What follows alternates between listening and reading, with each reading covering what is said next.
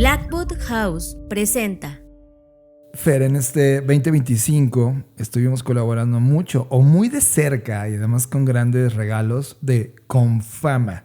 Para quienes no conozcan Confama, evidentemente si eres colombiano sabes que es Confama. Es una caja de compensación en Colombia, que es una organización sin ánimo o fines de lucro fundada en 1954 en Medellín, que además tiene unas instalaciones fascinantes y continuamente están trayendo eventos tanto de creatividad como de innovación, como de impacto social, cuidado al medio ambiente, y además tiene muchos servicios en la región de Antioquia, que es una región fantástica en Colombia. Y la última visita, Fer, que fue hace menos de un mes que estuvimos en Medellín, tú de manera individual y yo también de manera individual, en el regreso al aeropuerto, antes de llegar al aeropuerto, saliendo de este túnel infinito que dura kilómetros y kilómetros, que conecta la ciudad de Medellín con el aeropuerto que está en las afueras, vi un anuncio que traía una provocación muy fuerte. Y la provocación era una pregunta. Y la pregunta es: ¿y si sacamos el celular del aula? Así decía el billboard.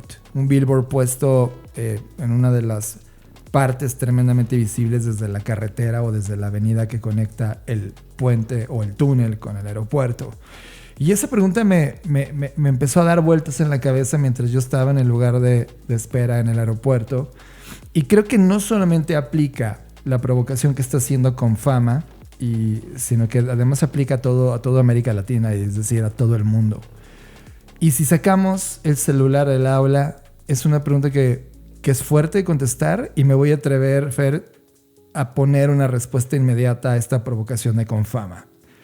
Mi respuesta es sí, saquemos el celular del aula. Pero sí y solo sí, después de haber agotado todas las posibilidades, y no solamente con el celular, sino de todas las tecnologías, y hablo en plural, aunque tecnología ya es una palabra en plural, de toda la tecnología y sus bondades a favor de la educación, sí y solo sí cuando agotemos esas exploraciones, sí y solo sí cuando agotemos todas capacidades creativas de poder sacarle jugo a cada una de esas nuevas posibilidades. Porque si solo sacamos el celular, así como una medida de prohibición de cualquier cosa que se nos ocurra en esta humanidad, solo por prohibirla, porque no la entendemos, porque no desarrollamos la cultura digital que hay detrás para poder realmente bien utilizarla, entonces estamos haciendo exactamente el mismo o inclusive más daño al negarnos el entender esa tecnología que al poner todo el esfuerzo por tratar de entenderla y sacarle el mejor partido posible. Creo que la pregunta inicial de ¿y si sacamos el celular del aula? Es sí, saquémoslo, pero solo si ya agotamos todas las exploraciones que hay detrás. Bienvenidos a la edición 331 de Creative Talks Podcast. En esta edición de Creative Talks Podcast, llegamos a todo un clásico de fin de año, nuestro listado de las películas más importantes que vimos en este año y que deben estar en tu lista de prioridades. Y para nuestros Patreon, leímos el libro Creative Together de Stephen Kowalski, que nos comparte 4 personalidades creativas que identificó en su investigación doctoral y que no necesariamente estamos de acuerdo con él. Te contamos por qué. Disfruten la edición 331 de Creative Talks Podcast.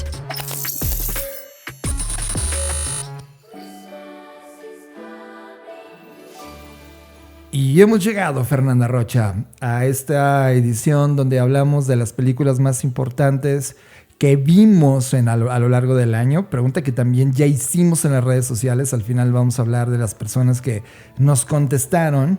Y Fer, este año en particular, ¿cómo te sentiste con las películas? Porque en la edición pasada de Creative Talks habíamos dicho que este año en particular hubo un descenso considerable de nuestra visita a esta cueva oscura llamada cine, y que realmente no estábamos viendo tantas películas, tanto que tuvimos que hacer un sprint al final del año para tratar de satisfacer nuestra prioridad del listado de películas que queríamos ver. Pero este año, Fer, sentí que ha sido el año que no he visto tantas películas, pero ha sido el año que más me ha marcado en toda la historia de mi vida las películas que vi. O sea, poquitas, pero de calidad, dices. Absolutamente. Y además, ya abordaremos en el listado, creo que estamos en otro nivel de la narración. A ver, yo te cuento cómo fue mi experiencia. Es que si lo comparo con qué, va a ser mi respuesta. Es decir, tú y yo somos grandes consumidores de contenido. Y eso me doy cuenta porque, por ejemplo, cuando lanzamos la pregunta en la comunidad, pues me doy cuenta que las personas en promedio, o al menos esas personas que hacen parte y son miembros de la comunidad, con quienes estamos muy contentos y agradecidos. Y les mandamos un abrazo. Tienen, pues no, como que yo no me había puesto a pensar en ese privilegio que tenemos y que gozamos de que al año vemos una cantidad de contenidos y pues que tenemos, insisto, el privilegio de poder invertir un montón de tiempo en eso. Claro, porque por un lado es parte de nuestro trabajo, ¿no? Nos pagan por entender los fenómenos socioculturales y parte de esos fenómenos pues son los contenidos. Pero entonces ahí es donde me viene mi respuesta, porque si me comparo con mi yo del año pasado o de otros años, no vi tantas películas. Sí. Pero si me comparo con una persona promedio, sigo estando por encima de las horas de consumo de cualquier otra persona, ¿no? Sí. Entonces creo que también es dependiendo quién pregunta y desde dónde pregunta. Pero, por ejemplo, este año, comparado con otros años, no hemos ido a ningún festival de cine. Que a veces que tú y yo es otra cosa. Compramos unos boletos de avión y nos vamos a ver por adelantado el festival, qué es lo que va a pasar en el resto de la cartelera local e internacional. Y lleva al menos 2 años que no vamos a festivales. Sí, lo cual, qué tristeza, deberíamos volver a hacerlo. Bueno, pero bueno, en comparación, solo para responder a esa primera pregunta, en comparación con mi yo del año pasado, coincido contigo, no consumí tantas películas, pero lo que sí estoy de acuerdo es que las que consumí... Sí, está bueno. Le entramos al listado ya. ¿Hablamos de tu décima? Venga. Ok, vamos a iniciar de la... No digamos que de la peor, porque en este listado no hay peor, sino cuál es tu número 10 y de ahí nos vamos moviendo hasta el número 1. A ver, debo aclarar que este listado siempre es películas que vimos este año, aunque no necesariamente se estrenaron este año, ¿de acuerdo? Y lo menciono porque en mi 10 está Tolkien, que es una biopic sobre Tolkien, y la verdad es que la puse porque justamente viendo el resto de películas que están en mi listado dije, no, es que esta tiene que estar porque me marcó al mismo nivel que las otras. Me enterneció, me entristeció, me inspiró. O sea, de por sí conocer la historia de Tolkien pues ya es, no sé, desde mi perspectiva, conocer y saber sobre uno de los mejores escritores que ha dado la humanidad, ¿no? Y no solamente por su obra principal, El Señor de los Anillos, sino por todo lo que hizo a nivel del interés que tenía genuino por el conocimiento, por comprender las palabras a un nivel más allá de su significado superficial. Y no sé por qué en ese sentido me sentí muy identificada, porque creo que de alguna forma, y por supuesto no me estoy comparando con Tolkien, pero sí en esa curiosidad de no quedarte satisfecho, sino seguir buscando. Y lo que sí me trastocó es saber todo lo que tuvo que pasar, todo lo que sufrió, o sea, qué nivel de sufrimiento. De verdad fue como que pienso y digo, no, mi hija no ha sufrido nada, ¿no? O sea, en comparación con Tolkien, creo que pocos hemos sufrido de esa manera, ¿no? Y las atrocidades que le tocó ver y cómo, para mí la mayor lección fue cómo él tuvo la creatividad, el coraje, la resiliencia, no sé, una serie de cualidades y habilidades que le permitieron transformar todo ese dolor, todo ese sufrimiento y todo ese horror de la humanidad en historias tan fantásticas que hoy siguen estando con nosotros y que además, como él nunca gozó de ese éxito, ¿sabes? O sea, No sé, son muchas cosas que me hacen ponerlo en el número 10. Wow, yo todavía me acuerdo cuando lo estuvimos viendo, porque esta película no la vimos ni en la sala de nuestra casa, ni en el cine. Fue en el trayecto, íbamos en el camión. Yo no recuerdo si íbamos a Querétaro o veníamos de Querétaro, no me acuerdo, pero íbamos en el camión y los dos lo vimos en estas pantallitas de autobús, ¿no? Sí. Somos todavía de los románticos que ponemos al mismo tiempo play en la pantalla para poder ver la misma película. Algo que esa película no está en mi listado, pero yo soy fan de, tú sabes, El Señor de los Anillos. Y algo que me encantó de la película y que se repite mucho en estos momentos donde se narran como las biografías de los creadores, ¿no? Es un poco la muestra de qué estaba viviendo. Pues estaba en un contexto de guerra, primero, lo cual estas imágenes de guerra, esta brutalidad humana le da el imaginario para crear el universo detrás del Señor de los Anillos. La segunda es estas cofradías que existen. Estas tertulias de conversación donde se reúnen personas que no encajan en el contexto, pero que de alguna manera al reunirse y al conversar a profundidad los temas que a ellos les parecen fascinantes, como literatura, historia, economía, y que hay un respeto intelectual entre ellos de retarse a aprender y realmente comprender el estilo de la perspectiva del otro en una comunidad pequeña, como la comunidad del Anillo, que está enfrentando sus propios horrores y dentro de esos horrores esa comunidad sale adelante. Bueno, con dos distintos... No les quiero amargar la historia para que la puedan ver, pero... como en la vida real me pregunto hoy cuál es mi cofradía, ¿no? ¿Dónde están las personas con las que nos reunimos a platicar más allá de los podcasts que pareciera que están sustituyendo a estas cofradías, pero que no se puede sustituir el contacto físico de estar conversando, de responsabilizarte un lugar a tomarte en una tertulia un buen café o fumarte un cigarro o comerte lo que tengas que comer, pero al mismo tiempo estés conversando profundamente de las cosas que no están en el status quo, porque la conversación de ese status quo está plagada de simplismos y cosas no tan importantes, ¿no?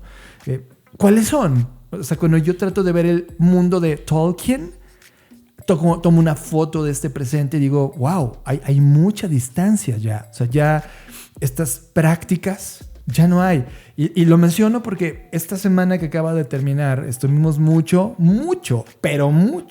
caminando en las calles del centro de Querétaro. Y mucho es muchas horas todos los días. Y la razón es porque ya les contaremos por qué.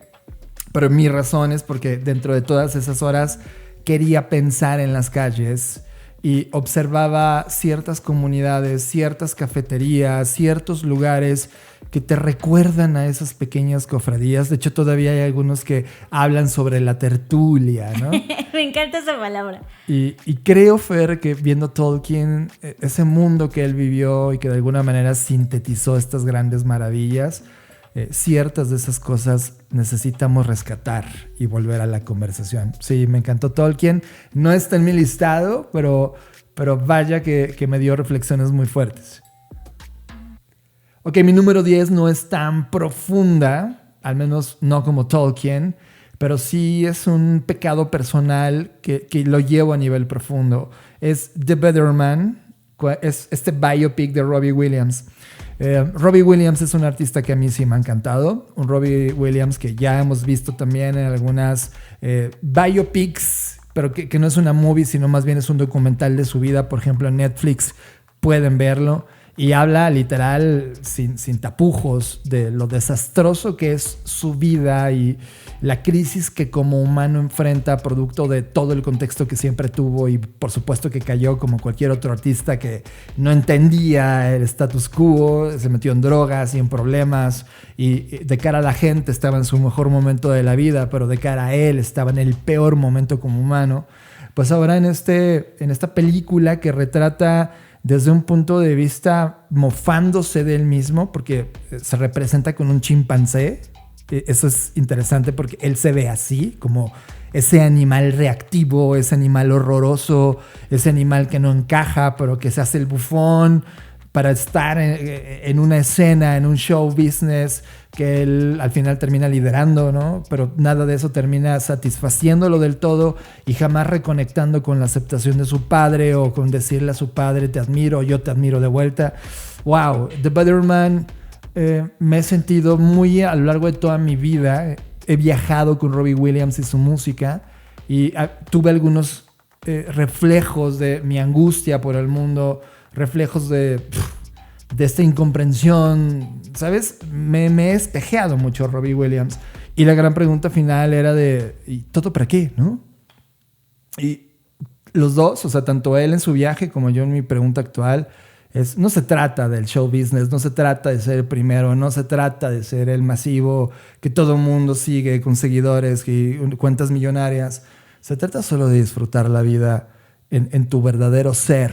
Y creo que esa película de Robbie Williams me puso muy en la tierra y me hizo enfrentar, después de que la vi, mis propios demonios, ya no hacerme a un lado, sino hacerme esas preguntas que me terminaron destruyendo una gran importante este 2025, pero The Better Man fue esta provocación a enfrentarlas.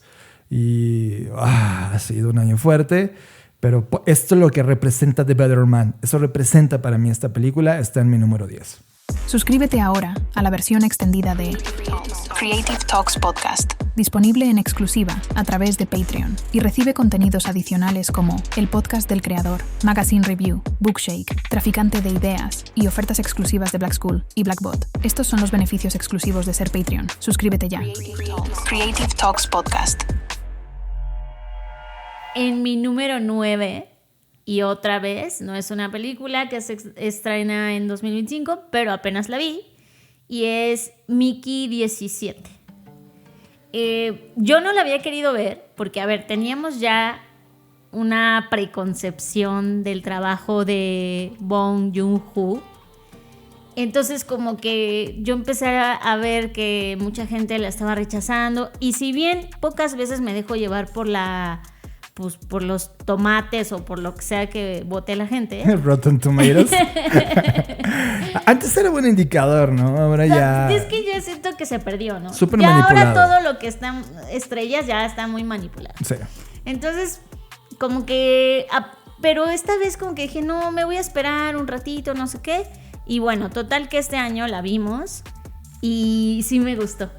Sí. Sí me gustó porque me gusta, como ya lo he dicho en otros episodios, me gusta cuando los directores, escritores, los creadores de historias se atreven como que a mezclar cosas que parecerían inmezclables, ¿no? Y en este caso creo que tiene cierto nivel de acidez y cierto nivel de absurdismo, que también me habla del absurdismo en el que hoy vivimos. O sea, creo que es una película que refleja muy bien el tiempo en el que está siendo creada, donde aquello que suena extraño, sin lógica, no sé, como que no tendría sentido esa película, pero al final lo tiene, ¿no? Entonces, y que además es una ciencia ficción, no sé, como más burda, si lo queremos ver así, pero no por eso menos profunda. Entonces me gusta mucho por eso está en mi número 9,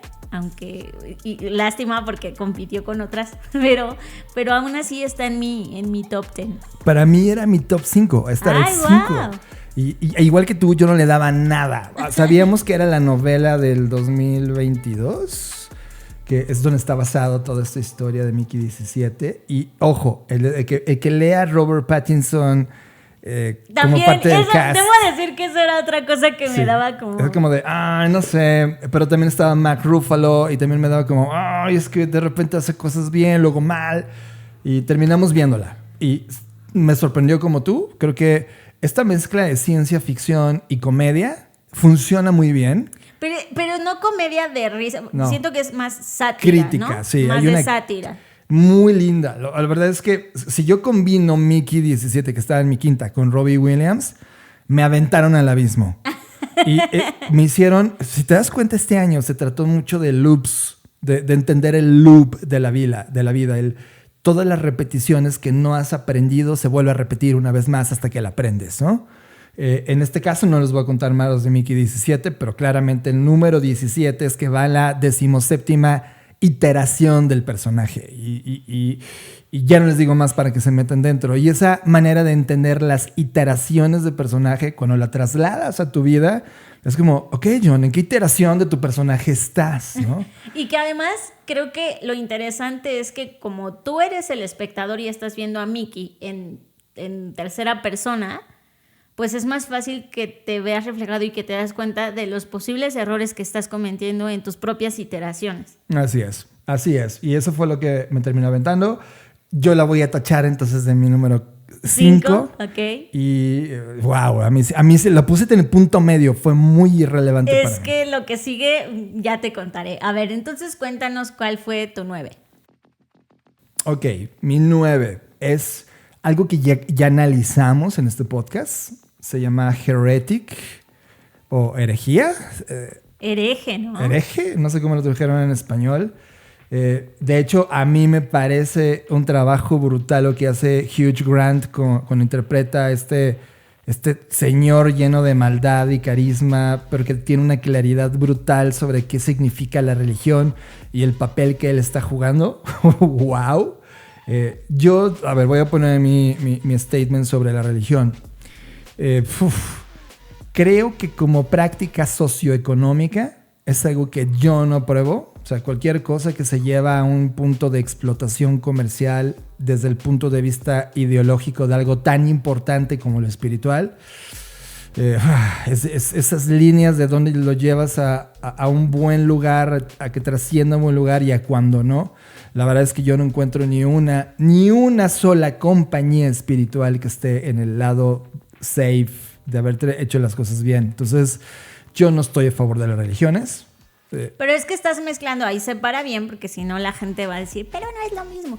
Es que estás mezclando lo espiritual con lo religioso. Sí. Y ese es justo el punto de la película, exacto, ¿no? Yo, ¿qué sí manifiesto? Yo sí creo en un gran creador, pero no es un creador como hoy está dibujado en la cultura de nosotros. Cuando lo dibujan en nuestra cultura es para darle un entendimiento y transmisión de quizá las ideas más fundamentales e increíbles que hay, pero no hay otra manera más que hacerlo con dibujitos y personas que podamos entenderlo. Cuando surge la religión con esta narrativa para que podamos entenderlo y luego crear instituciones donde crean reglas y diezmos y pecados, y yo ya no soy partícipe. O sea, crees en una práctica religiosa, más no en las instituciones. Les voy a leer algo que me dejó totalmente claro caminando en las calles de mi Querétaro querido. Mi Querétaro, mi natal Querétaro. Encontré un libro que se llama El Kybalión, que ya tenía muchísimas ganas de leer, de entenderlo, porque hay muchas malas interpretaciones o otras muy buenas sobre este libro y sobre la filosofía o el estudio filosófico de la hermética que proviene del antiguo Egipto y de Grecia como conocimiento que no nos enseñan en las aulas. Pero hay una parte importante respecto a la filosofía y la religión, y lo voy a leer tal cual para que quede claro mi punto.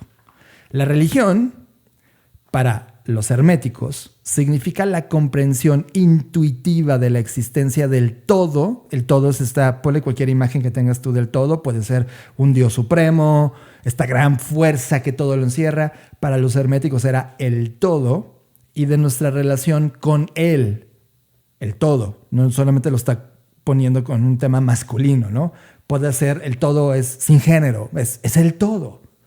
Mientras que la teología caracteriza los intentos de los hombres, los seres humanos, de dotar de personalidad, cualidades y características a ese todo, y recoge las teorías humanas sobre los asuntos, voluntad, deseos, planes y designios de ese todo, e incluye la asunción del papel de la teología como ese intermediario entre el todo y las personas. Y alguien que intermedia, ese me parece... O sea, tú no crees en los intermediarios. No creo en los intermediarios, pero sí creo en ese todo, o al menos estoy estudiándolo. Ok, heretic, como bien hace su nombre, la herejía, encierra muy bien el cómo lo estoy pensando yo, no desde el lado donde él se pone ya loco y hace lo que hace en la película. Y que además me gusta mucho su contradicción, porque al ponerse tan en oposición termina convirtiéndose en lo que está jurando destruir. Exacto. Ahí, ese cuando ya no logras definir y caes en el mismo loop que criticas, se rompe algo. Y era como, faltaba más filosofía y una claridad muchísimo más amplia en su ejercer las cosas. Pero tampoco quiero caer en qué es bueno y qué malo, ¿no? O sea, probablemente como los herméticos también lo pensaban, es la misma cosa, ¿no? Solo nosotros le hemos puesto, esto es bueno, esto es malo.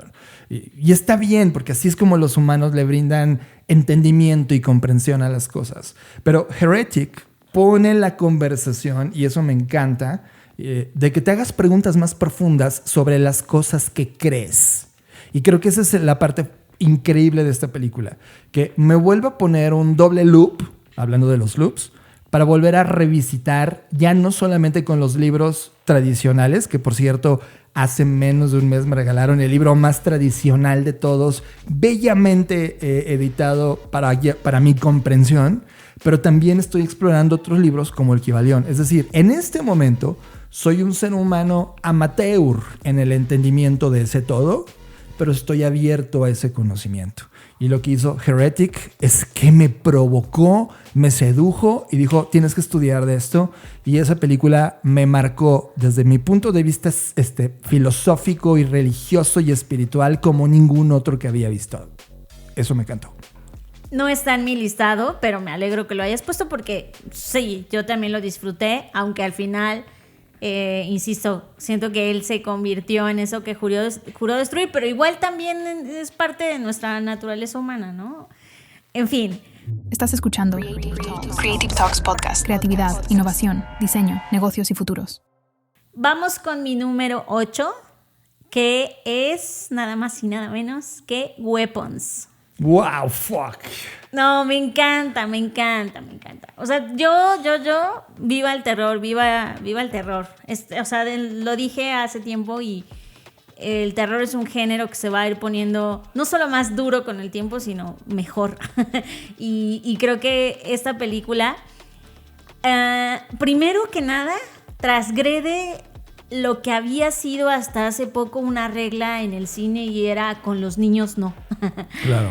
Y o sea, no es que yo quiera transgredirlo, pero me gusta que se atreven a transgredir las cosas, ¿no? Entonces, es una película que justo apunta a un hecho inexplicable, lo cual me gusta porque también nos quita la idea de que todo lo podemos controlar y todo lo podemos comprender y todo lo podemos pensar y analizar. Y me gusta esa película porque pone en la mesa que hay cosas que no tienen sentido y son incomprensibles y tal vez hasta incognoscibles. Y bueno, a través de un hecho inexplicable, que no les voy a decir cuál es para que no les spoile la película, muchos niños... 17 niños en total. Desaparecen, ya, eso es todo lo que voy a decir. Y me encantó cómo la película se fragmentó de cierta forma para irte explicando como cuáles eran los miedos, los secretos, que al final ahí es donde está el verdadero terror, ¿no? Uno mismo como ser humano. Y me gusta mucho porque... ya, no voy a decir más porque trasciende cosas que antes no habíamos visto, como que eran reglas que no estaban escritas, pero que sabíamos que existían, y esto lo transgrede y eso pues me gusta. Eres una transgresora. Justo cuando la vimos y nos dimos cuenta de tus sabias palabras que ya dijimos en el podcast anterior, cuando estábamos en las series, que el terror está entrando ya en unos límites, rompiendo los límites más bien, y como planteando las nuevas, los nuevos espacios de exploración donde se está permitiendo todo. Y te decía, yo cuando era niño, la neta no quería crecer porque sé que me esperaba, no sé, un Freddy Krueger en mis pesadillas, ¿no? y dices, no, pues que se chinguen los de mediana edad, o sea, los adolescentes. Los de mediana edad eran adolescentes, Jonathan. Adolescentes, perdón. Pues eras un niño y tú veías muy lejano. O sea, mi niño ya me ve como Gandalf, o sea, ya estoy viejo para él. Pero luego salió eso, que acabamos de terminar ayer, el último episodio de la serie. Que les dije que la mejor serie, no me equivoqué. Sí, yo creo que tendríamos que colocarlo como número 1. Yo lo coloqué en el número 1, por favor. Sí, tú no estabas equivocada. Sí, eso, wow. Creo que es la mejor serie de la historia respecto a terror que hemos visto jamás. Pero Weapons lo hace brutal. Y ojo, ¿no te da esta sensación cuando viste Longless, que hay un tipo de terror que a veces raya en la comedia crítica, pero es igual de electrificante que un terror profundo? The Weapons, si bien no es la película de terror más fuerte que vimos en este año, ni la mejor, porque ahorita seguramente vamos a hablar de unas más, sí me deja en mi cabeza algo que no hemos podido quitarnos todos los días. Todos los días, debes saber, auditorio, que Fernanda Rocha actúa la película. Y la actúa porque, y ni modo voy a hacer un pequeño spoiler, a la hora que estos niños desaparecen en esa noche, los niños tienen una peculiar manera de correr.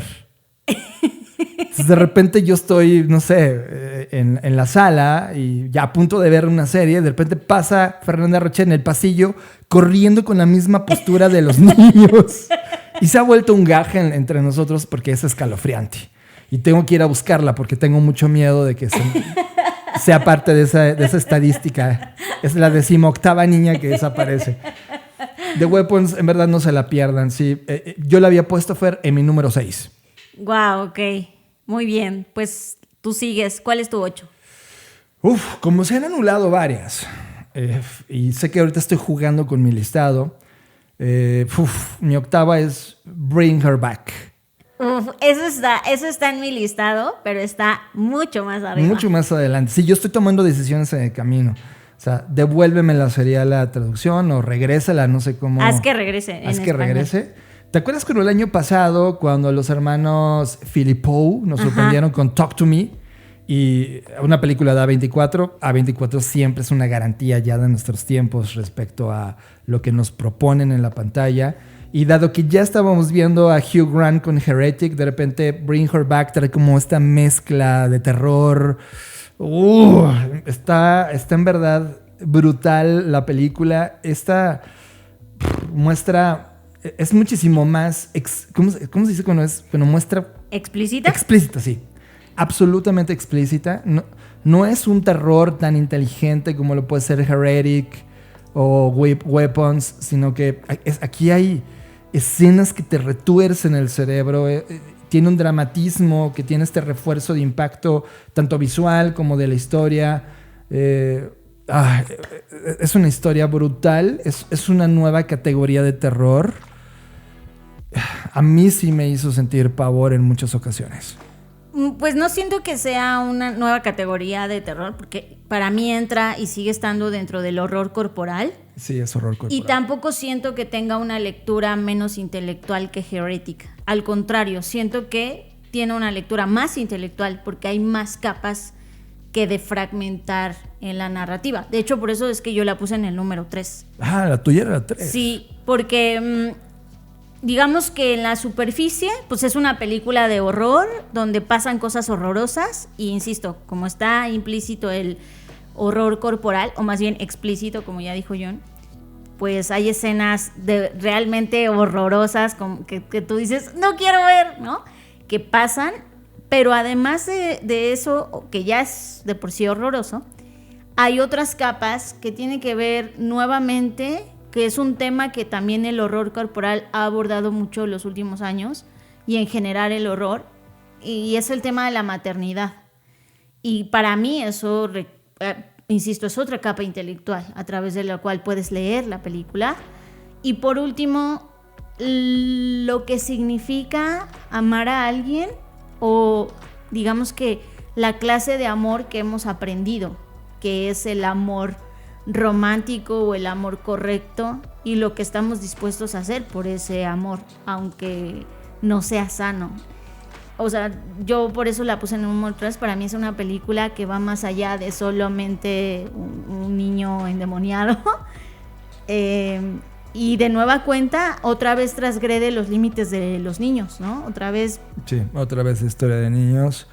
No podemos contar más porque describir la película sin decir alguna de las cosas que ocurren es muy incompleto, pero si sueltas algo, quitarías la magia de verlo por primera vez. Si es algo que es impactante de ver y el desenlace te vas a hacer preguntas de ¿tú qué hubieras hecho? ¿No? Entonces, si hubieras sido madre, por ejemplo, ¿no? O sea, eso te despierta. A mí me parece uno de los mejores. Este año es uno de los mejores años de ver terror. Porque ya la vida es tan terrorífica fuera que regresar a la naturaleza humana, que también lo dijimos en el episodio anterior, creo que ya no están narrándose historias de demonios. Se están narrando historias de cómo los seres humanos estamos entendiendo ese poder. Entonces ya son historias de humanos usando ese poder. Y eso cambia la narrativa. O sea, ya los demonios ya están en segundo o tercer plano. Ya es como de, eres un diablo, ¿qué me importa? ¿Sabes?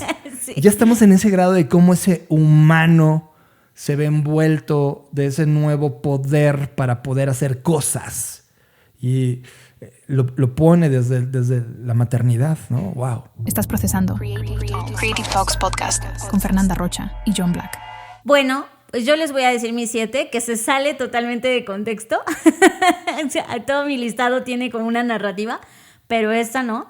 Y es la Fórmula 1 o F1, que es una película que no logramos ver en el cine porque siempre que queríamos comprar los tickets sí, estaba... en este pueblo. Oye, primero diciendo, mi Querétaro, y luego ya... pero sigue siendo un pueblo. O sea, vivo en un pueblo mágico, queridos amigos. Es verdad. Y es mágico encontrar un boleto para ver la Fórmula 1. Sí, o a veces eso es lo único malo que tiene vivir en Querétaro, es que hay películas que solo se exhiben en 2 de los 3 cines grandes que hay aquí. Y bueno, el punto es que no habíamos podido verla en el cine, aunque lo habíamos intentado, porque sabíamos que era... por lo visual, por el sonido, pues algo que se tenía que ver en pantalla grande, pero no lo logramos. Y así que ayer o antier o no sé qué día que Apple TV se le ocurrió ya hacer, ahora sí oficialmente el estreno, pues la pudimos ver. Y a ver, ¿por qué está esta película? Bueno, yo no sé si ustedes lo sepan, pero John y yo somos grandes fans de la Fórmula 1 y no fue a partir de Checo Pérez, sino desde mucho tiempo atrás ya éramos fans, cada quien por su lado, y cuando nos juntamos pues fuimos más fans todavía de la Fórmula 1. Entonces pues a mí la idea de que pongan como una serie de cuestiones que hemos visto, como que es la mezcla de un montón de pilotos, ¿no? Y aunque no es una película realmente profunda, o al menos yo no lo sentí así. Es una película de acción que está muy bien contada y en donde puedes ver, está hecha para el fandom, siento yo, ¿no? Como que muchas cosas que tú viste en la vida real, en las carreras o en diferentes personas que han sido íconos en ese deporte, pues lo puedes ver reflejado acá, ¿no? Y la tensión de ganar y el piloto nuevo y el piloto viejo, si puede más la experiencia o más el coraje de la juventud. O sea, cosas que son de acción y pues hay velocidad, rivalidad, presión mediática, mucho dinero en juego. Entonces, la política detrás. Ajá, bien. Sí, por bien. eso está en el 7. Yo no la puse en el listado, la tuve que dejar fuera porque tenemos coincidencias. Pero yo la esperé como loco. Y tenemos un grupo con Luis Armando Jiménez Bravo e Imelda Schaefer donde cada carrera discutimos en tiempo real, no importa la hora de la carrera. Y somos de esos fanáticos que tiran estadísticas y, ¿saben? Estos locos. Y de alguna manera ver la película, así como tú dices, Fer, es una síntesis de momentos icónicos en la historia de la Fórmula 1 puesta en una narrativa, donde ni siquiera la narrativa es la narrativa del campeón. O sea, no estamos viendo un equipo élite, estamos viendo un equipo de tabla baja que está buscando solo sobrevivir. Los equipos élite tienen otra narrativa totalmente distinta, como un Ferrari, ¿no? Como un Mercedes, que de alguna manera aquí se retratan con superficialidad, pero para eso ya la tienes en la Fórmula 1 real, para que le sigas la historia. O el documental de Netflix, ¿cómo se llama? Bueno, sí, Drive to Survive. Pero es interesante cuando pones en perspectiva, porque mientras estábamos viendo la temporada de que fue 2023-2024 cuando la grabaron, que la estaban grabando en tiempo real, pues ya desde ahí traíamos el hype, ¿no? Una vez más, ver a este güero guapo en pantalla, ¿no? Que hacíamos bromas de Corbin, de Fight Club, ¿sabes? Bueno, ya saben de qué estoy hablando. Sí es una película para sentarte, conectar tus mejores bocinas. Eso sí. Y no sientes las 2 horas que dura la película. Sí está increíblemente bien contada. Pensamos que todo el tiempo iban a ser los motores de... y no. O sea, lo hace... Está muy bien equilibrada. Pero sí siento, a ver, y eso lo dejo en la mesa, yo sí siento que te debe gustar el deporte. Porque si no, o sea, yo pienso en un espectador normal, no sé si me encantaría. Yo sí creo que sí. ¿Sí? Está metida la historia de amor. Ves desnudos 2 o 3 veces a los pilotos. No es tan desnudo, es tan semidesnudo. Bueno, no sé. A mí yo lo pienso, si no fuera fan, igual no lo hubiera visto, no lo sé. Ok, va mi sexta. Ya estoy perdiendo la noción entre las películas que estoy descartando porque las tengo tú, pero bueno, voy a tirar la siguiente. Supongo que es la séptima. Es tu séptima, es correcto. The Long Walk. Ay, yo la tengo, pero en el número 5. Muy cerca de ti, que es como la larga caminata, la larga marcha. ¿Cómo lo pusieron en español? Es una película... Caminar o morir, creo. Caminar o morir. Caminar hasta morir. Bueno, ¿cómo la hayan puesto? The Long Walk. La primera vez que vimos The Long Walk, y lo dijimos en este podcast, el tráiler era suficiente razón para pagar un ticket en el cine. No pudimos pagar el ticket porque nunca estuvo en este pueblo. Nunca estuvo en exhibición en este pueblo. No, nunca estuvo. Pero el hecho de que sea una novela que se llama igual The Long Walk de 1979 de Stephen King, que honestamente era como, órale, wow. Y ver el tráiler en donde la historia era simple, un grupo de chicos tenían que caminar y sobrevivir. Me recuerda, no sé, a los Juegos del Hambre, ¿no? De una batalla entre ellos, etc. Pues tiene sentido, en porque el director políticos. es Francis Lawrence, claro, que es uno de los que dirigió varias entregas de Hunger Games. Entonces, por eso sientes que tiene como este... Sí, ahora los que se van, los que se metan a ver la película, ¿no? Puede que digan, pues es que no cuentan nada, solo caminan y van muriendo, ¿no? Sí, pero la profundidad de la película está en las conversaciones que ocurren entre ellos y lo que simboliza eso en las vidas. Déjame, te platico un poco qué me pasó a mí. ¿Te acuerdas cuando te dije en este podcast que yo estaba metido en un tema de loops? Los loops es algo que hoy estoy observando. Los loops son estos ciclos que se repiten una y otra vez en tu vida hasta que terminas aprendiendo y brincando al siguiente, porque no hay como una ruptura de loops, sino hay una maduración evolutiva de estos loops. El The Long Walk para mí equivale a la vida, un loop de la vida, que a veces puede ser doloroso y puede durar décadas o toda tu vida, o puede ser un ciclo de 3 meses y se cierra el ciclo para entrar a algo nuevo, pero te va la vida en ello. O sea, The Long Walk va dejándote ver en los personajes estas situaciones en las que tú también has sido ese personaje, que te ha dolido igual o que has parado de la misma manera hasta que te elimina el loop. Es brutal ver como un reflejo de la vida y luego en ese contexto donde están ahora, en un contexto socioeconómico, político tan brutal, tan regresivo también, nos lleva como a inicios de los 1900 en sí, términos como de contexto. la Gran Depresión, un poco por ahí. Exacto, aunque la parte mediática sigue viva, pero también como que hubo algo, no nos muestran si hubo un cataclismo antes, pero están en un momento económico en donde están hablando de el peor problema que ahora tiene la humanidad, ya no es la sobrevivencia, sino la desgana que hay de los humanos por seguir viviendo. Y entonces, bajo la hegemonía de Estados Unidos de Norteamérica, ellos quieren recuperar la hegemonía de ese país haciendo este long walk. Concurso. Así es. Muy parecido a lo que vamos a vivir. Ojo con lo que voy a decir ahora. El año que viene va a cumplir 250 años de fundación de Estados Unidos. Entonces, esta hegemonía, ¡vamos, ustedes pueden, somos Norteamérica!, lo van a estar viendo exactamente igual que en el long walk. Lo traigo como un mensaje del futuro. Al ver la película es como, de esto se va a tratar 2026. Y a mí sí me deja reflexiones de la vida tremendamente profundas, de la amistad, el sacrificio, ¿sabes? Wow. Y también te preguntas buscas en la ciencia, ¿cuánto dura un humano sin saber? ¿Cuántos días se puede caminar sin morir? Sí, es verdad. Insisto, yo la puse en el 5º lugar. Me parece genial que a una edad tan joven Stephen King haya podido concebir una historia como esta.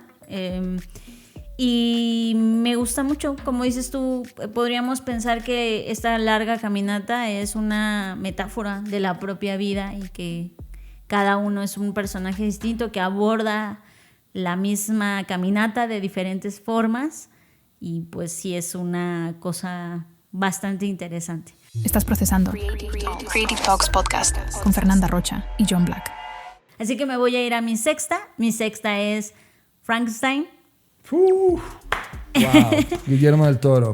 Yo la tenía, déjame te digo dónde estaba. Estaba en mi número 3, Frankenstein. Bueno, ya se ha hablado mucho. Yo creo que ya todos la hemos visto, y si no, pues véanla.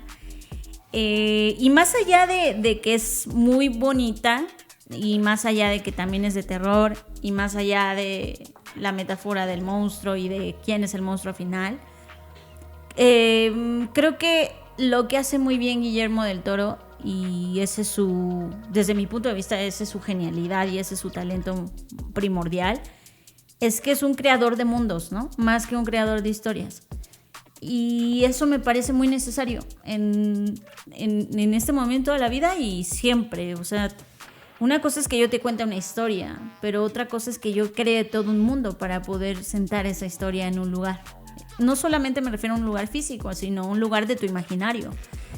Y siempre que veo una película de Guillermo del Toro me siento en otro mundo, en otra atmósfera, como si de verdad fuera otro lugar. No sé si me explico, pero el trabajo que se hace con el vestuario, con la iluminación, el detalle que le pone al audio, pero también a la interpretación y a la iluminación. Y yo sé que podríamos decir que todos los directores intentan hacer eso, pero no sé si todos lo logran. Y el crear mundos de fantasía que al final del día no se sientan lo suficientemente fantasiosos como para todavía hacer que nos podamos asemejar y comparar con ellos, creo que esa es una cosa que solo Guillermo puede hacer.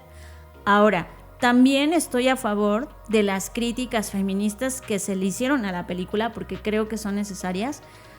Coincido con algunas mujeres que han criticado, por ejemplo, que el monstruo sigue siendo estético, lo cual es verdad. O sea, es Jacob, o sea, el monstruo al final no es feo estéticamente, y eso creo que es parte de las cosas que los directores hombres tienen que ir aprendiendo o desaprendiendo, o no, o igual así se va a quedar. Pero me parece genial que haya críticas también a eso, como decir, a ver, ¿por qué en el imaginario de un hombre el monstruo sigue siendo algo estético? Por supuesto, y eso es algo que hay que señalar, muy pertinente. Pero además de esas críticas, también sé reconocer, insisto, que el valor primordial desde mi perspectiva de Guillermo del Toro es que es capaz de crear mundos, y eso me parece genial. A mí siempre me va a quedar la duda sobre cuál es la interpretación de una fémina de una historia escrita por Mary Shelley. O sea, sí. Ese pedazo de la historia sigue por ocupar. Por lo tanto, Guillermo del Toro a poner esta obra que además se tardó toda la vida en construir. O sea, pueden imaginar una vida entera de Guillermo del Toro, haber hecho cada uno de los proyectos para la pequeña pantalla y luego los que tuvo que hacer por encargo y luego para ganarse un nombre y entonces alguien realmente patrocinar el proyecto, pero es porque el proyecto lo estuvo buscando todo el tiempo durante los últimos 35 años de su vida. O 40. Sí, o 40. O sea, ese reconocimiento de un Guillermo del Toro que te dice, por fin acabo de hacer la historia que siempre quise hacer, ¿no? Y haberlo logrado está increíble, por lo tanto sigue abierta la silla para ver ahora cómo una mujer en estos momentos donde más directoras mujeres están escribiendo y grabando y dejándonos ver desde su punto de vista historias que no podrían haber sido concebidas en la mente de un hombre.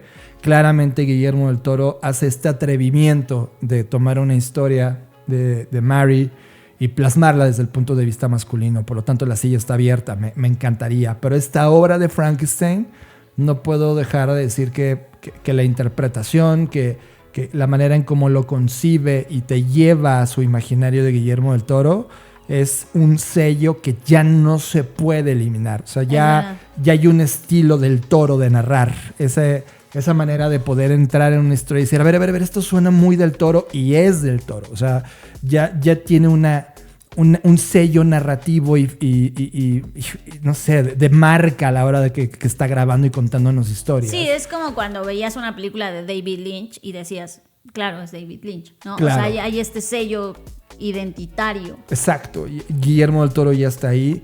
Es increíble que sea mexicano y que sea de un lugar donde todo el mundo comemos tamales y tacos, y de repente él haya estado ahí, solo que maduró en una línea del tiempo alternativa, que se atrevió a seguir su sueño.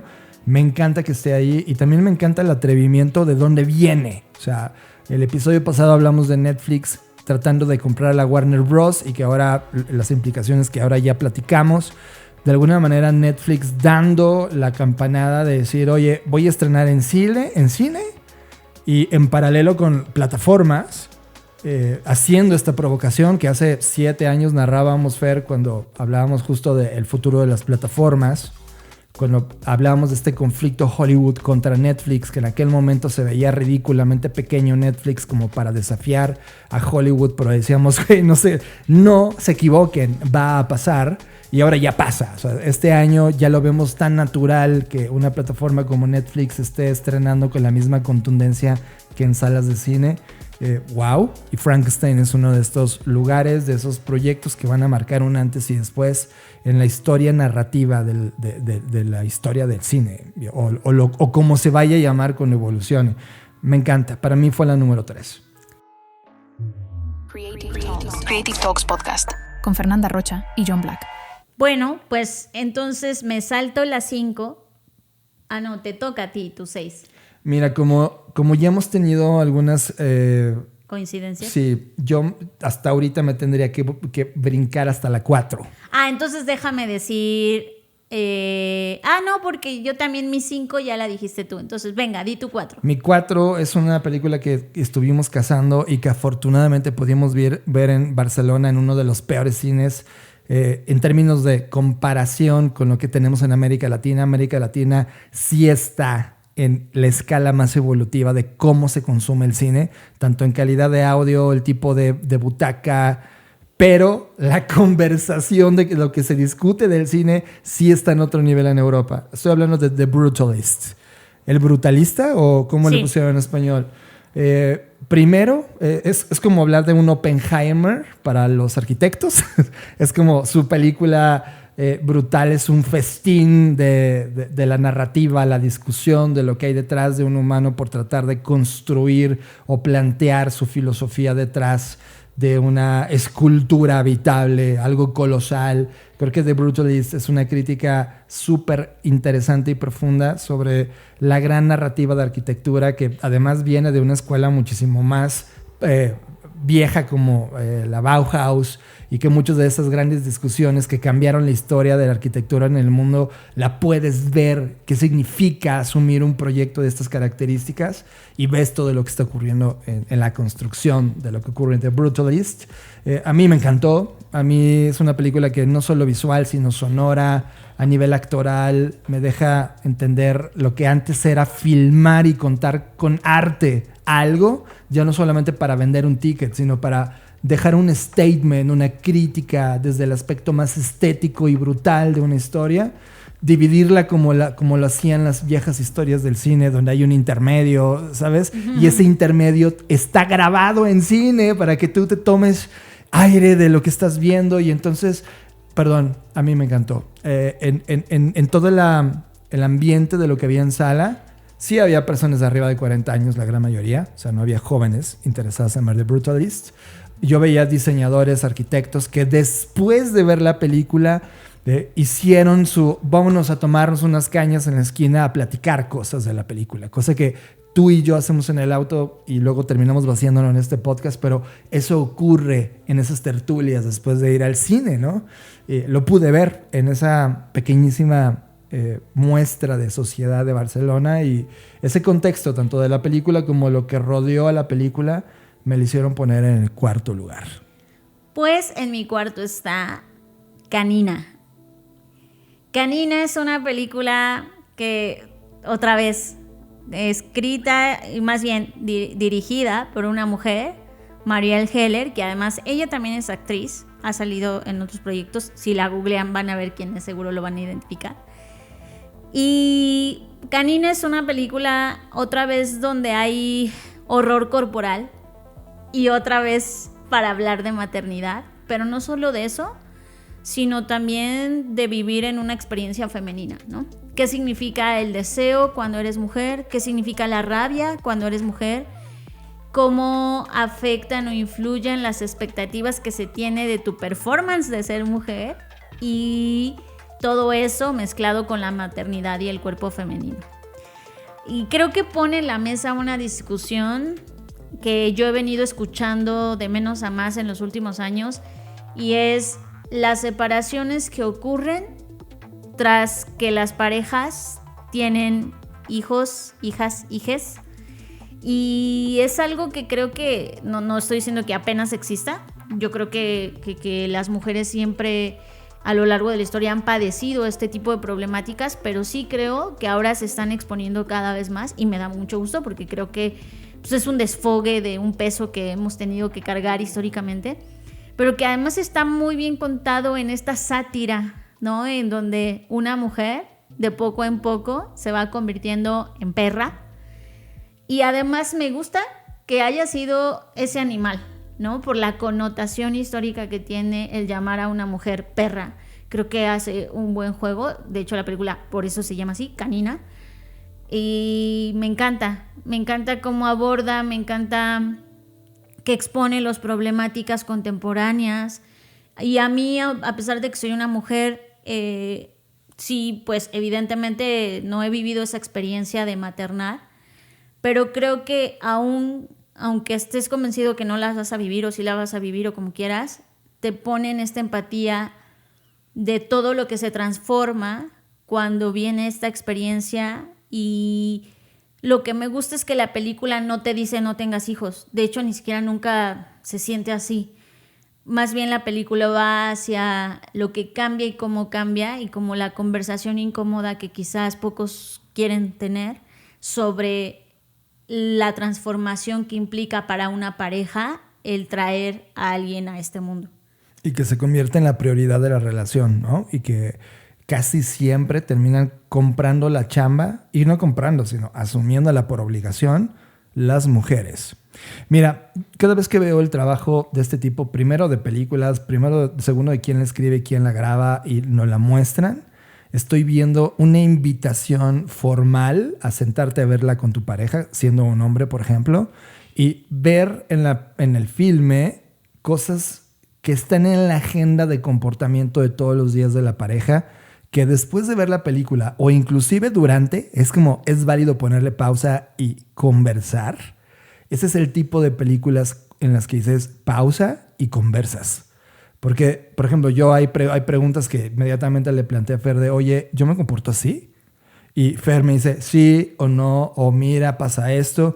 Y entonces es como, wow, este tipo de películas, filmes, son una invitación o una provocación a la conversación en pareja, de cosas que tal vez no podían discutirse de otra manera porque son temas, primero, que culturalmente no se abordan. O sea, como que no es una discusión de hola, ¿cómo estás? No es una pregunta de ese nivel, son preguntas complejas de responder, pero que si no se responden y se responden con esa apertura e inclusive transformacional de cambiar lo que está pasando mal, son de las cosas que terminan averiando la relación y provocando que una vida se convierta en una vida desastrosamente mala, a algo que corrige lo que estaba pasando mal, porque no se trata de que toda la vida sea color azul toda la vida, se trata de entender los colores de la relación para encontrar dónde está tu mediación de esos colores. Y a mí me hubiera encantado que se llamara Perra, como con la contundencia que se llama, pero por ejemplo, Fer, una película que se llama Baby Girl, que la vimos con Nicole Kidman, con Antonio Banderas, con Sophie Wilde, en donde muestran a una mujer ejecutiva que tiene el control de todo, perder el control, ¿no? Para convertirse también en una perra. O sea, son 2 películas que hablan más o menos el mismo idioma. Me encanta porque también son esas películas. No está en mi listado, está en el lugar 11, 12. No la puse en mi listado. Pero Baby Girl también es tiene este tono. No desde un punto de vista de ama de casa, sino un punto de vista de ejecutiva, que también es ama de casa, donde convergen estas 2 conversaciones de temas que deberíamos estar hablando como pareja. No importa si la pareja es hombre-mujer, mujer-mujer o hombre-hombre. Las figuras de atención que hay sobre ese núcleo familiar son ahora conversaciones que se deben de tener. Y este par de películas que acabamos de hablar de Baby Girl y Perra me parecen fundamentales. Escuchas Creative Talks Podcast. Creatividad, innovación, diseño, negocios y futuros. Con Fernanda Rocha y John Black. Creative Talks Podcast. Ahora te toca tu número 3. Como mi número 3 es Frankenstein, tengo que moverme a mi número 2. Y la número 2 es La vida de Chuck. No lo puedo creer. ¿Tú qué estás? Es que sí tienes razón. Sí. O sea, qué bueno que tú la pusiste porque mi número 2 es otra, pero dale. La vida de Chuck. Esas son de las películas que acabamos de ver hace menos de 24 horas. Habíamos no querido ver absolutamente nada del hype que ha despertado. Por ejemplo, el año pasado no vimos, pese al hype, una de las películas de animación que tenía un gatito. No me acuerdo cómo se llama. Flow. Ándale. No la vimos. De hecho, no la hemos visto porque ya no nos dio tiempo. Y esta era una que sí necesitábamos ver porque no había visto nada, ni el trailer, ni nada. Y sentía que era algo tan trascendental como un Forrest Gump. Y no nos equivocamos. Al menos yo no. En la manera en cómo le entras al título. Yo creo que no voy a contar absolutamente nada de lo que trata la película porque ese nivel de entrar virgen a la historia me parece lo más trascendental. Son 3 tiempos, eso sí tienes que saberlo. Son 3 actos contados de manera inusual, donde los 3 actos están conectados y todo cierra cuando vas al acto número 1, que es lo último que cuentan en la película. Una vez más, estos son loops, ¿no? Estos son, una vez más para mí, un análisis de los ciclos que enfrentamos en la vida, las versiones de nuestro yo, de nuestro verdadero ser que se manifiestan o las dejaste de manifestar y eso destruye imaginarios y mundos de tu propia vida. La capacidad de creador que tenemos cada uno de nosotros y la capacidad de trascendencia que tenemos. Y sobre todo si tu vida fuera ahora mismo narrada, si tu vida ahora fuera grabada, y ninguno de nosotros sabe cuándo vamos a morir, pero imagínate que la voz en off de tu vida te dice, y ahora mismo no sabía que esta es la última vez que escucho un podcast.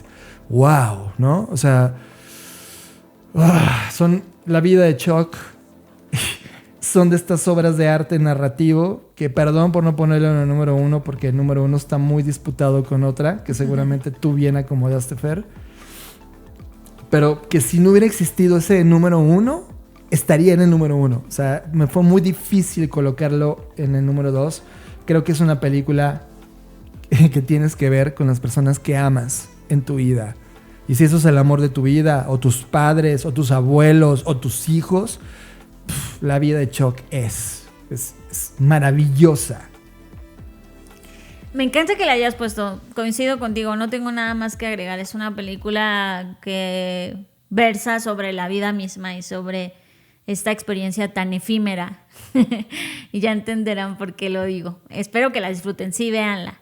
Pues en mi número 2 está La hermanastra fea. ¡Wow! ¡Wow! Me encanta. Esta es una relectura, digámoslo así, oscura del cuento de Cenicienta. Nada que no hayamos imaginado, pero sí contada desde el punto de vista ya no de la Cenicienta, sino de una de las hermanastras. Y aprovecha esta historia que todos sabemos del cuento de la Cenicienta para romper ese imaginario y explorar la violencia simbólica y física detrás de los ideales de belleza. Y no lo hace, muchos decían, no, es que la sustancia ya hizo eso. Creo que lo hace desde otro lugar. O sea, la sustancia tuvo y sigue estando en mi top de películas de la vida. Pero creo que La hermanastra fea lo hace desde este punto de vista de la crueldad que se normaliza cuando las cosas dependen 100% de tu apariencia. Y como esas historias que están ahí, que son horrorosas y que no nos atrevemos a señalar o a decir, porque como que las hemos normalizado. Y esta también está dirigida por una mujer, una directora, que es una cineasta noruega, se llama Emily Blichfeld, y ella también está bastante interesada en el horror corporal, pero también en el folclore europeo. Y eso me gusta, como que esa mezcla, ¿no? Que a diferencia de la sustancia no teníamos. La sustancia es más la modernidad, la tecnología. Y aquí estamos en una época y en un contexto totalmente distinto. Y me gusta porque este es su salto al mundo del largometraje, lo cual creo que hizo de manera increíble. Ella ya tenía trabajos, pero más cortos, otro tipo de proyectos, y ahora se lanza a largometraje y me parece que lo hace de una manera brutal y que a mí me gustaría, ahora en mi imaginario digo, cómo se ven los otros cuentos contados desde otra perspectiva. Claro. ¿Sabes qué me hizo sentir? ¿Te acuerdas cuando fuimos a ver La Favorita? Ándale. Es muy de esa como estética. muy victoriana. Exactamente. Pero a ver, primero voy a resaltar cosas que ya había dicho, que las historias narradas, filmadas, contadas desde la perspectiva de ustedes, mujeres, tienen un acento totalmente distinto, ponen foco en cosas que nosotros como hombres no experimentamos, no vivimos, ni siquiera nos imaginábamos.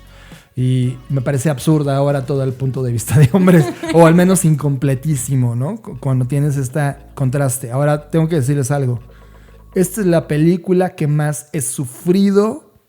Tuve que cerrar los ojos. Sí, no como la aguanté. 5 veces. Casi estuve a punto de desmayarme, sin exageración.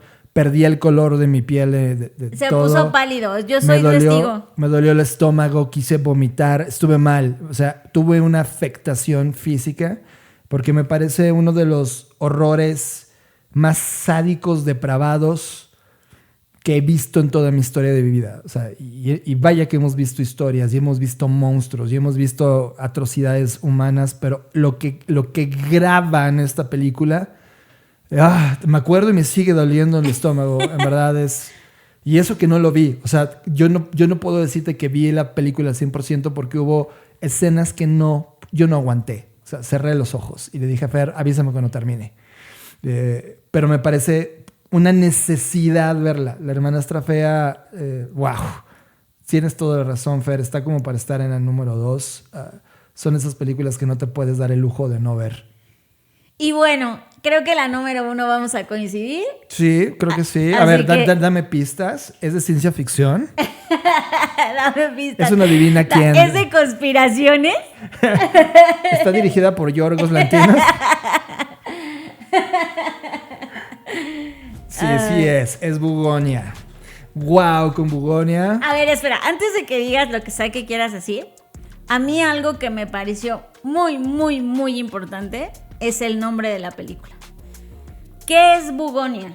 Para que pongamos el contexto. Bugonia es un antiguo mito griego y al mismo tiempo un ritual mediterráneo donde se creía que las abejas podían nacer espontáneamente del cadáver de un buey. Y este buey, obviamente en descomposición, se creía que daba vida a estas abejas. De hecho, la palabra etimológicamente, bu viene de buey y gonia de progenie. Entonces era como el significado y la connotación que tiene ese nombre. Pues es justo la culminación y el nacimiento de algo, ¿no? Obviamente para hacer el ritual tú tenías que sacrificar al buey en ciertas condiciones, no era solamente así, y de su cuerpo, una vez hecho el ritual, pues se creía que surgían o emergían las abejas para renovar o como significar la muerte y el renacimiento de la vida. Cuento esto porque sí es una metáfora clave para la historia de la película. Y quería traerlo porque el simbolismo, o sea, una vez que sabes esto, entonces cobra muchísimo sentido todo lo que va a narrar la película. Si no me equivoco, esta es la 5ª colaboración entre Yorgos y Emma Stone. Sí. Por lo tanto, yo ya veo una relación casi cósmica entre lo que quiere plasmar y lo que Emma pone en la mesa, en el plató. Yo ya estoy viendo una comunión creativa de las que dejan huella, de las que hacen, así como tenemos un mexicano filmando Frankenstein con un Guillermo del Toro, ya hay un Lanthimos con una Emma Stone haciendo una pareja formidable. Es un sello, una marca, ¿no?, de llegada. Lo segundo es, esta película, hay 2 sensaciones que te puede dar. La puedes amar o la puedes odiar en automático. Porque habla de lo mejor y lo peor que está ocurriendo ahora mismo en este momento de la historia humana, donde tenemos una saturación o una sobreinformación, tenemos 4,000 millones de teorías conspirativas sobre las cosas y cómo están estructuradas. Tenemos un cometa que ya hablamos alguna vez en un episodio de podcast a punto de colisionar, no colisionar, sino estar en el punto más cercano en su trayectoria con la Tierra y creando una serie de eventos que nunca antes habíamos visto en el cosmos y que ahora mismo se está estudiando, pero que este ocultismo de la información te deja recrear 1000 historias en tu cabeza. Por ahí vienen las historias, ¿no?, conspiranoicas. También la política metida, la parte de las corporaciones, de cómo generan dinero y cómo está basada toda la toma de decisiones, inclusive una burla y parte de ese tema de las abejas y cómo trabajan las abejas en una unimente, también está plasmado ahí. Para todo eso meterlo en una licuadora, que además es parte de una historia que es surcoreana, que se llama Save the Green Planet, y lo que hizo Yorgos fue agarrar la historia y libremente transformarla en esta obra grotesca de ciencia ficción y comedia, en donde todo el tiempo estás tomando partido. O sea, no es como de, a ver, cuéntame, no, es como, güey, ¿yo qué hubiera hecho? ¿No? Y de repente te autojuzgas de, no, sí, está haciéndolo bien. No, está mal, qué inepto. Y de repente, tómala, ¿no? O sea, te cae una tras otra. Como que es la historia de tú tomas tus decisiones y al final como que la suma de todas tus decisiones te cae en la cabeza. Porque inclusive tú mismo eres timado. Tú mismo eres este ser claustrofóbico que vive como un espectador adicional dentro de la historia. Wow, lo que nos hizo Lanthimos es arte puro, el no verte como un elemento pasivo que está consumiendo una historia, sino volverte parte de la historia sin alterar con clics, con bytes, con nada más que la historia y hacerte parte. A mí me trastornó y la genialidad de cada crítica que está haciendo. Hay frases brutales, hay escenas y contextos que tú lees los subtextos de eso y dices, qué brillante manera de sintetizar esto que está pasando afuera ahora mismo. Y ¡wow! No, y también, o sea, además de todos los temas que ya compartiste, también toca mucho un tema que ha sido controversial y es la industria de la medicina, ¿no? O la industria de la salud, y lo pongo entre comillas, que para mí, o sea, se necesitaría hacer como un cuadro por cuadro para poder capturar todas las teorías de conspiración que están embebidas dentro de la historia, porque todas tienen un significado o lo han tenido en algún momento de la historia, sobre todo de los últimos años. O sea, hay historias de conspiración sobre las abejas, además me encanta que se burla explícitamente, la Tierra es plana y te la muestran plana, ¿no? O sea, como un montón de cosas que están ahí. Es una metanarrativa en muchos aspectos. O sea, sí hay todo un tema digital embebido ahí y al final, como dices tú también te vuelves te vuelves conspiranoico al mismo tiempo, pero te vuelves el que según tú tienes mucho juicio y sabes cuál es la verdadera verdad absoluta, pero sí, no, esto es como la manera en la que también te usa a ti como director, pues también es genial, porque al final, pues te das cuenta que todos podemos tener la razón y no, porque hay muchas cosas que todavía no sabemos y que por justo como no las sabemos, pues dejan una interpretación absoluta de lo que puede ser real, de lo que puede ser verdad. Pero también toca temas muy duros sobre cómo estamos emocionalmente en este momento, ¿no? Cómo está nuestra salud mental pendiendo de un hilo y estamos fingiendo que estamos muy bien y estamos muy cuerdos, pero al final del día todos también estamos en el interior buscando una verdad a cual sujetarnos, porque en un mundo de tanta incertidumbre, pues obviamente hasta como que te da esta empatía de, yo no sé si tú lo sentiste, John, pero de sí puedo entender por qué la gente cree que la Tierra es plana, sí puedo entender por qué creen que las antivacunas o el movimiento antivacunas es lo mejor, sí lo puedo entender. No, quizás yo sigo sin aprobarlo y sin defenderlo, pero sí lo puedo comprender desde el, pues es que ve cómo está el mundo, ve cómo todo lo que está pasando. Por supuesto que sí hay una verdad a la cual te puedes aferrar en este, digamos, no sé, en este naufragio. Si hay una tablita a la cual aferrarte, lo vas a hacer. Y eso me parece genial, porque si bien no siento que sea aleccionadora, porque al contrario, creo que al final hasta te dice, güey, está bien, o sea, pues ya, o sea, si vas a creer en algo, pues allá tú, yo solo te mostré como los bemoles de cada cosa, pero es muy entretenida además, o sea, no solamente tiene estas capas muy profundas y muy de metatexto y metaslecturas que hay que hacer, sino que además es muy entretenida. Es cómica, pero también de terror, pero también de ciencia ficción. Y yo no sé tú fuera, a mí me emociona mucho, así como, no sé, The Brutalist está grabada en VistaVision, esta también. Uh-huh. Y en un momento en donde ahora, no sé, un Disney abiertamente acaba de decirle ya a OpenAI, firmemos un acuerdo para que ahora puedas, desde OpenAI y tus plataformas, usar a todos los personajes de Disney con inteligencia artificial. Esto es exactamente lo opuesto. Vamos a crear con las viejas herramientas tecnológicas no digitales que teníamos a la mano para volver a colocar en el centro la historia y no la tecnología.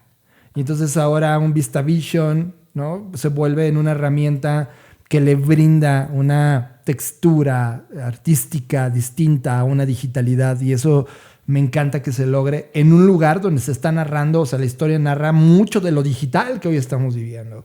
Y es una obra de arte. A mí me parece Bugonia una historia de arte total, un must. Y como les dije, va a haber dos posturas. Quien la ame y entienda los referentes, y quien la entienda pero la odie porque es desastrosa desde el punto de vista de desorden con el que están contadas algunas veces la historia y la exageración con la que está plasmada, de alguna manera haciendo una referencia, burlándose de las personas que siguen creyendo esas historias y las llevan al siguiente nivel. Me parece increíble. Y la actuación pareciera una obra de teatro. O sea, tan pocas personas para hacer esta majestuosidad. Emma Stone ya está más allá de la humanidad, ¿sabes? Ya trascendió, dices tú. Sí, ya está en un nivel brutal. Yo no la veo más, ya no la veo de manera simple. O sea, sí, el ser humano que te tienes que convertirte para hacer los distintos personajes que ha hecho con Yorgos. No, y es que además está súper joven. O sea, tiene apenas 37 años. O sea, tiene mi edad, por eso sé que tiene 37 años. Y digo, wow. O sea, lo que ha logrado, su carrera está llena. Obviamente, como todos los actores y actrices, ha hecho cosas como ECA, que está horrible, pero ha tenido genialidades gracias a Yorgos en gran parte, pero también en otras películas donde nos ha mostrado diferentes facetas y su capacidad histriónica y las cosas que es capaz de hacer y transmitir. Pues ya lo tienen. Esa es la número 1. En esa coincidimos tú y yo. Dejé fuera algunas que solo como menciones honoríficas las pongo en la mesa. Las guerreras K-pop, que ya hice todo un especial en la parte de Magazine Review, que la verdad es que qué brutal manera de contarlo y respetando la manera local surcoreana y su misticismo para contar una historia tan actual. Companion, que es una historia de ciencia ficción, que estuvo a nada de ser una genialidad, pero se queda en la narrativa pop de la ciencia ficción, ¿no? Y yo creo que ya esa parte Black Mirror pop, ya estoy un poco cansado de esas narrativas y de alguna manera Companion no logró salirse de esa zona. Y por supuesto Baby Girl, que ya la había mencionado, que me llevó a replantear la postura de una CEO mujer descubriéndose a sí misma en ese lado que no podía manifestar en esa vida perfecta que tenía que ser como CEO. Si este podcast te ha gustado, recomiéndanos, déjanos un like, un comentario o suscríbete a Creative Talks Podcast. Creatividad, innovación, diseño, negocios y futuros. Con Fernanda Rocha y John Black. Creative Talks Podcast. Fer, ha sido un placer disfrutar y explorar estas películas una vez más a tu lado. Y cada vez que hacemos este listado de películas, veo que el nivel está...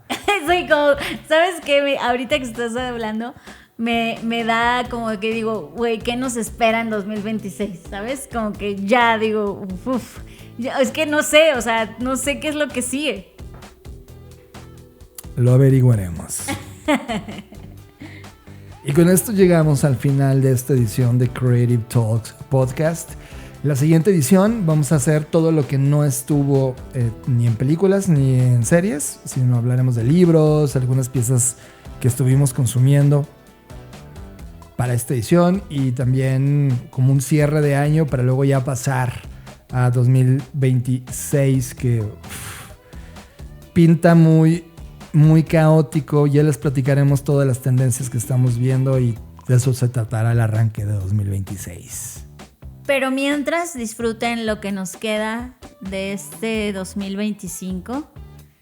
Espero que ya estén parando y que nos compartan en redes sociales cuáles fueron sus libros favoritos o algo que les pareció interesante, que igual no es un libro, pero un podcast, no lo sé, algo que les pareció interesante, que no es ni una serie ni una peli, pero que creen que deba ser mencionado en este episodio. Ha sido un placer y como cada edición, nos vemos en el futuro. Gracias por escuchar Creative Talks Podcast. El podcast que habla de creatividad, innovación, diseño, negocios y futuros. Con Fernanda Rocha y John Black. Fundadores de Blackbot, la compañía que diseña el futuro. Creative Talks Podcast. Un podcast presentado por Blackbot y disponible en su versión extendida en exclusiva para Patreon. Creative Talks Podcast. Nos vemos en el futuro. Blackbot House presentó